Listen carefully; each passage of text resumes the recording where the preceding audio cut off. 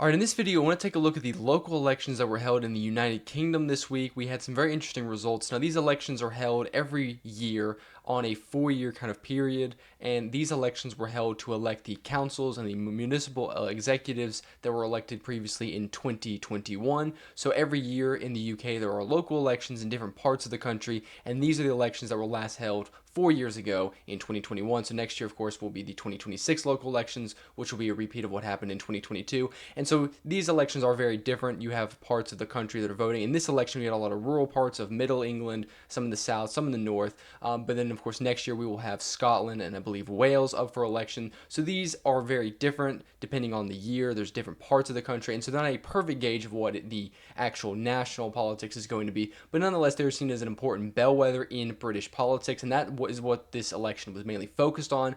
And basically what happened was Reform UK, led by Nigel Farage, the kind of successor to the Brexit Party, and UKIP, won a resounding victory, beating both Labour and the Conservatives in many areas of the country where these elections were held. And we saw a complete collapse of the Conservative and Labour parties. The Labour Party, which is now in the incumbent government with Keir Starmer as Prime Minister, and the Conservatives, which are the main opposition party in the country. We also saw the Liberal Democrats and the Greens able to make some gains in some of the city councils. And what I want to do is kind of give an overview of these results to look at how drastic some of these changes were. Now, of course, this election was held for the different local levels in the United Kingdom for around 20% to a fourth of the country. Like I said, these elections are held every year, so about a fourth of the country roughly, but give or take some. So I believe that some local elections might have more, or rather more cities, a higher percentage of the population. There were not any major cities, the major places like Birmingham, Manchester, London that were up for election this time, but we did have a lot of small areas where both the Conservative Party and the Labour Party lost a significant amount of support. So there were a total of 1,600 council seats across 23 different councils. Now, these councils represent different types of areas. Some represent full cities, some represent cities with their metropolitan area, and then some represent entire counties. So not every council that is elected is kind of operates on the same way. Some are at different levels within the municipal level itself. I'm not a perfect expert on British politics, so there are probably going to be some difference in some of these councils. There were also 6 directly elected mayors, and again, some of these mayors were for small cities of around 50 to 100,000,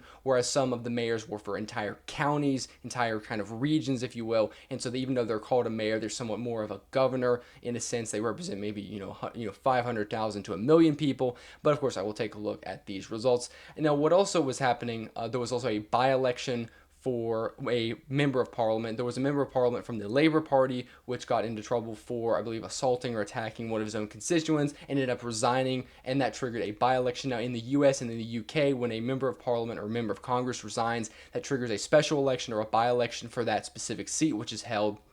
And these elections are very important because it always happens. If a member of parliament dies or someone has to retire because of a scandal, then there'll be a new election just for that seat. And it's kind of seen as an electoral test for the incumbent government. It's kind of seen as a way to put the polls to the test to see how voters are supporting different parties compared to the previous election. And of course, you can compare the results of the by-election to the actual result of that same seat in the previous federal election. But also, the by-election is not perfect because there's a lot of different circumstances. There's a national campaign focused on one seat, so there's a lot of attention more given to that seat more than there is at the national level. So not always a perfect gauge of how the mood is in British politics, but they're always been used as kind of similar to the midterms in the U.S. to kind of gauge the support for an incumbent government.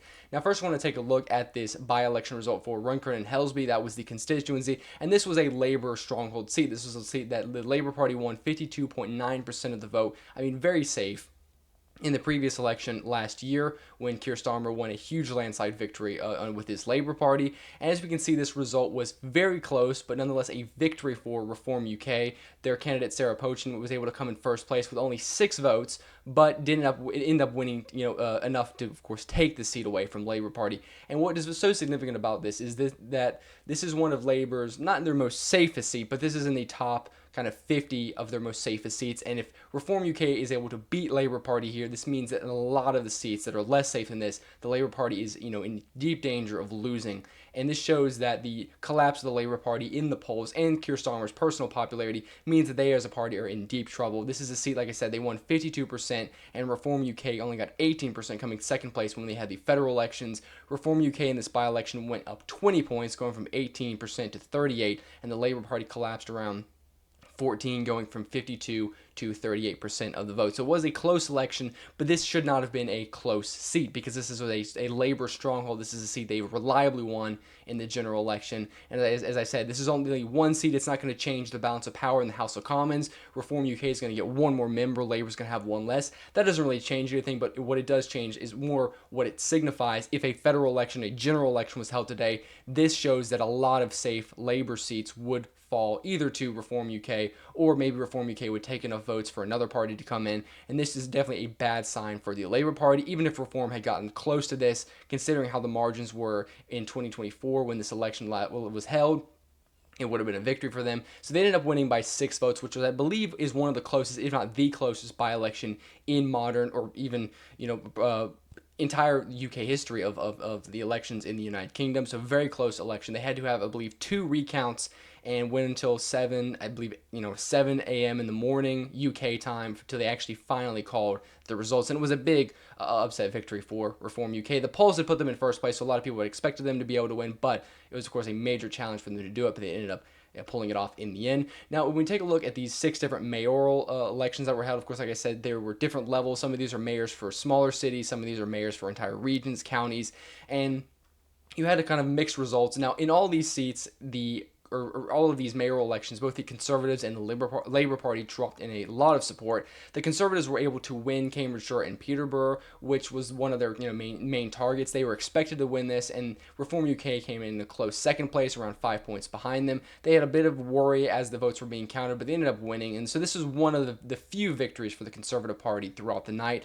In the city of Doncaster, the Labour Party was able to win narrowly a point ahead. They had an incumbent mayor, Ross Jones, who I believe has been elected 3 times before, so the incumbency factor of the mayor there did help, and some of the local issues did help the Labour Party cling on narrowly, though. But you can see Reform UK is behind them by around a point, and this is again another Labour stronghold, and we see Reform UK is able to challenge Labour in a way that the Conservative Party has not been able to, because both Reform and the Conservative Party are somewhat right-wing, right at the political spectrum, political parties. However, Reform has a unique appeal to some of the working class voters that gives them the edge in Labour strongholds. Now, one of the biggest victories besides the by-election for Reform UK was the Greater Lincolnshire mayoral election. Now, the Greater Lincolnshire is a kind of county that encompasses, I believe, around 1 million people, so it's bigger than a city. And this was a huge victory. Labour Party, or the Reform UK's candidate Andrea Jenkins came first place with 42% of the vote, clearly ahead of both the Conservatives and Labour. And this gives Reform UK actual power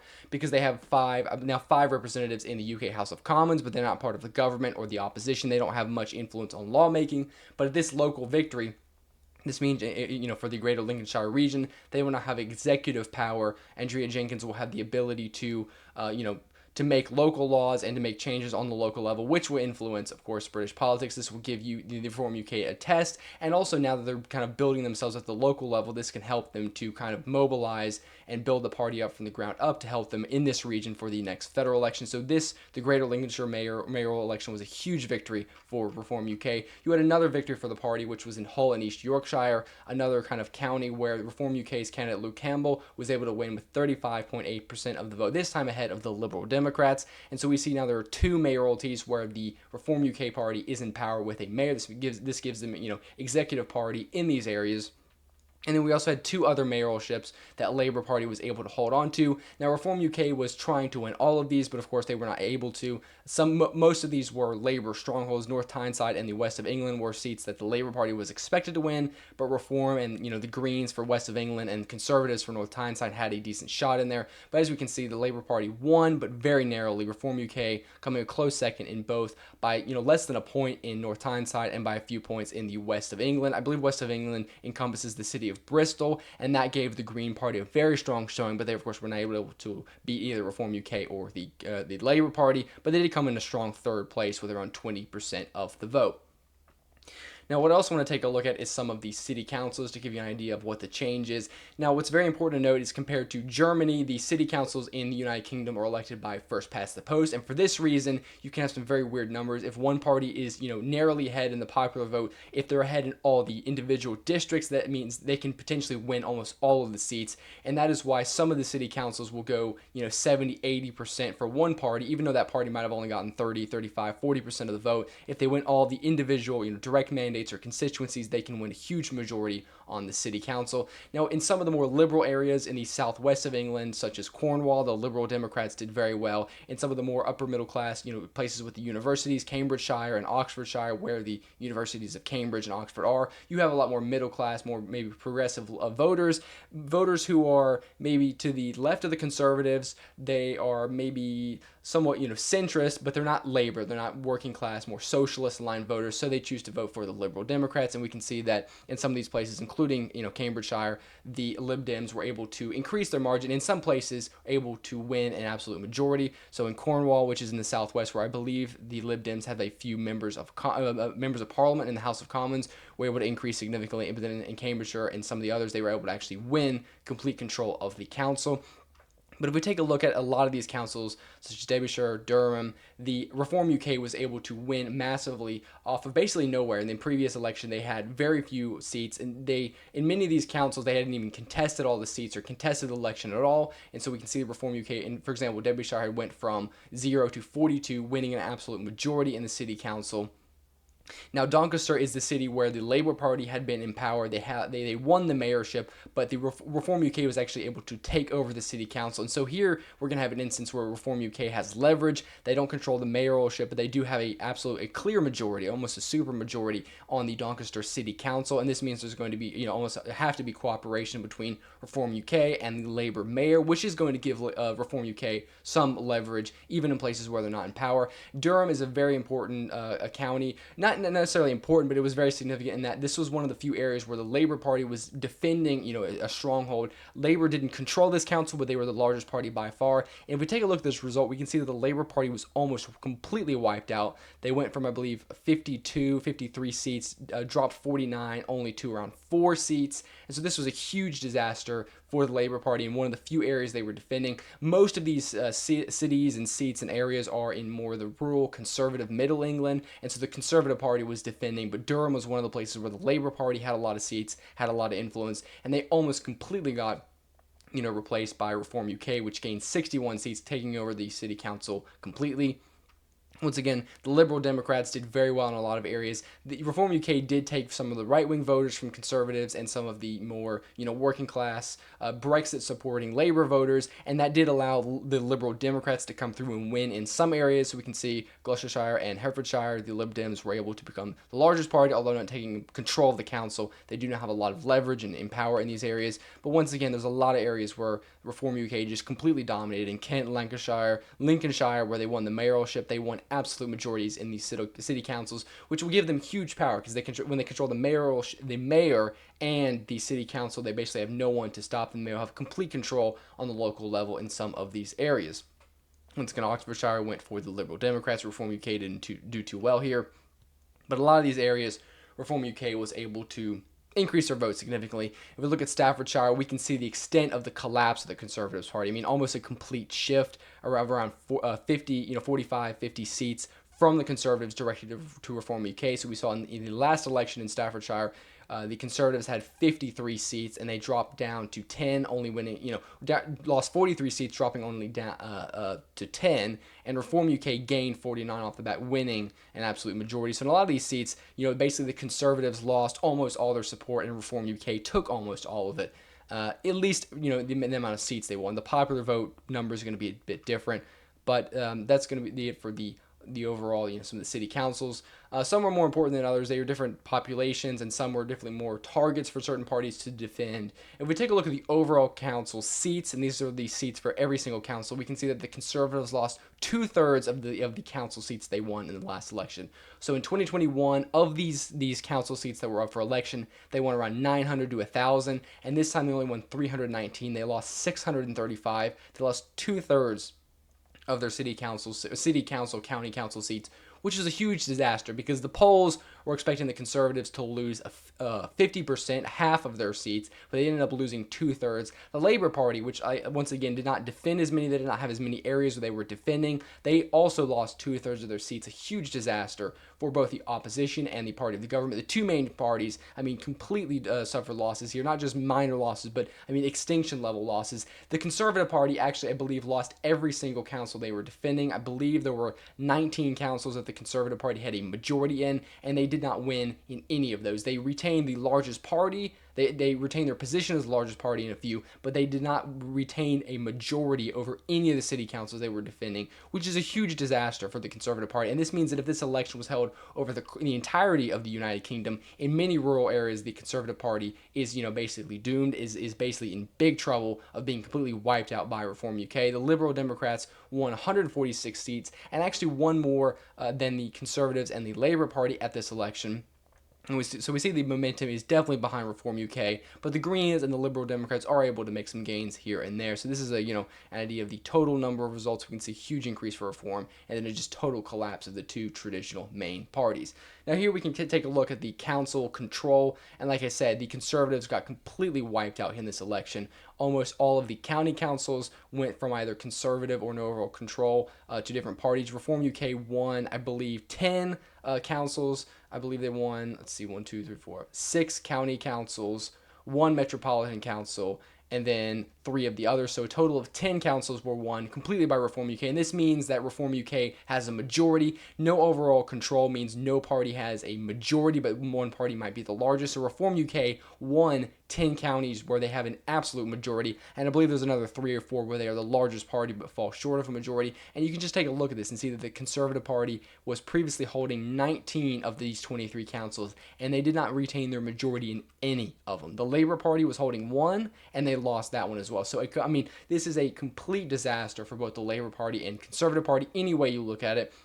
And the only thing that really saved them in this election was that the fact that it was kind of confined to a small part of Britain. If this was a general election, or if this was local elections held across the entirety of the country, it would have been a complete disaster. Now, the Conservative Party and the Labour Party do have a ton of council seats because you have elections either every year for 4 years. So this kind of change needs to happen another 3 years for it to be kind of updated to the current polling. So Reform UK did gain 670 seats, which is a lot more than they were expected, but they are still only the 4th or 5th largest party in terms of total council seats, because in a lot of they haven't contested a lot of the elections yet, but in a few years' time we could see a complete change in the composition of the councils across the country.